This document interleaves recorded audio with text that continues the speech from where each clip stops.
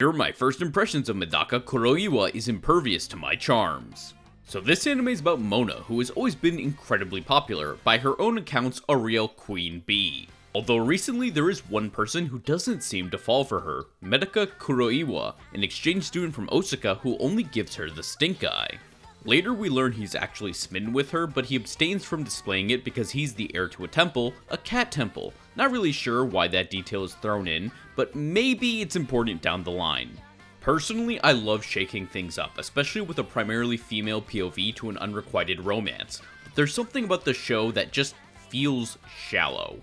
Most people are into Mona because she's cute, it's literally her last name, and Mona's interest in Kuroiwa is less from finding him genuinely interesting, instead it stems more from her bruised ego, which doesn't start her characterization in a really great place.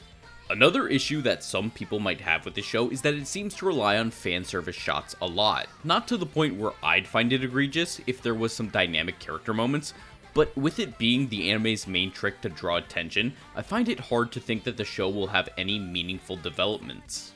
The anime is being made by Synergy SP, who previously made Girlfriend Girlfriend Season 2, Goodbye Dragon Life, and Taisho Otome Fairy Tail, with the same director as The Fruit of Evolution, Element Hunters, and Monsuno World Master.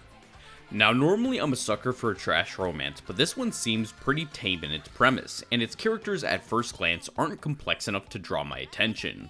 Maybe it's more your speed if you're in the mood for some fan service, but honestly, it's not enough to carry a show for me. But those are just my first impressions based on the premiere. What did you think of Medaka Kuroiwa is impervious to my charms?